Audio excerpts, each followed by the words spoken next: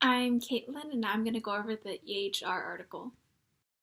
This article on EHR and healthcare taught me that EHRs are pretty comprehensive in the types of information that can be recorded and how that information can be used.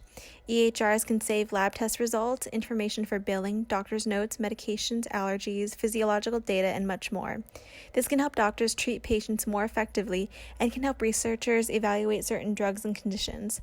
However, the biggest barrier to optimizing EHR's usefulness is the fact that patient data from different sources, such as from visits to their doctors and from labs, are often not integrated to send information to one EHR system.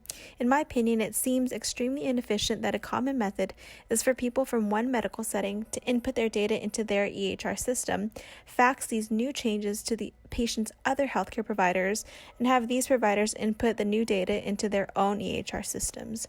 In my opinion, using EHR would be much more of a hassle than an advantage if a healthcare provider has to log into different systems in order to get a comprehensive view of their patient's health. Communication between these so-called silo systems is a next and necessary step. Hi, my name is Lily, and I will be discussing long-term preservation and storage of records. Just to provide an overview of this section, it discusses the considerations necessary to preserve electronic health records for long periods of time. Health records can be accessed, edited, or created by multiple entities, such as primary care physicians, hospitals, insurance companies, and patients. Therefore, it is important to establish guidelines to how long these EMRs can be accessed, how will they be accessible, and will it be secure. The article mentions that XML is a possible solution to this complex storage issue. Upon further research, XML is a computer language currently utilized for research studies and industries.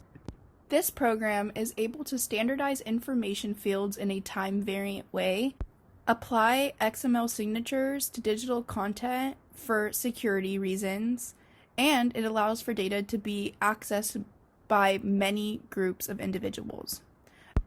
In my opinion, I believe that XML may be the future for long-term storage of EMRs. Hi, my name is Courtney. So there are 6 components of the electronic health record system.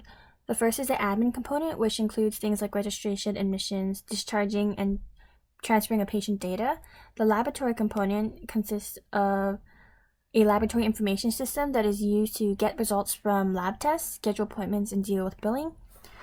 The radiology component ties together radiology data and images. The pharmacy component is not integrated in electronic health systems, but it's mostly automated in hospitals and includes things like robots filling prescriptions. The 5th component is computerized physician ordering entry, which allows physicians to electronically order lab tests, prescriptions, and radiology services. The 6th component is clinical documentation, which allows computers to capture physician notes and patient assessments, as well as saves medical professionals a lot of time. So I think the concept of EHR is very good, especially because technology is increasingly becoming a bigger part of our society today.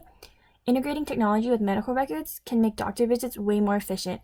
It can decrease wait times and help physicians make decisions about patient care because of the easily accessible medical history. That being said, I know there are some flaws in the system, mainly with privacy and security issues, but I think as technology becomes more advanced, these flaws will be improved and the EHR system can be very efficient and a great contributor to the healthcare system. Hello, my name is Romik Masrkhani.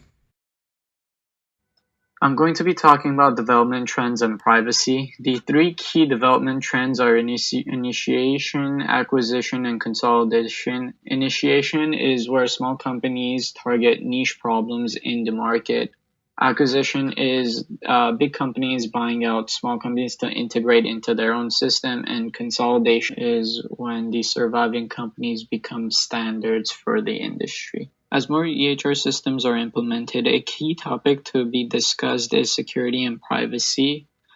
Some believe that a data breach is inevitable since a lot of people from different organizations have access to the system. To combat this issue, nations set guidelines that all healthcare organizations have to comply with. As larger companies acquire and implement these EHR systems, they must comply with these guidelines. Hello everyone, my name is Dennis and today I'll be talking about Article 2, which is the computerized physician order entries. So this talked about mainly the potential fatal orders of medications that went out to patients and these failed send alerts as of 2015. So in this article, it talked about how 39% of the potentially harmful drug orders were sent out, and 13% of these fatal medication orders were missed. So in order to combat this, hospitals and physicians tried to implement these alarm systems that every time an order would be placed, there would be an alarm notification that you'd have to check the box.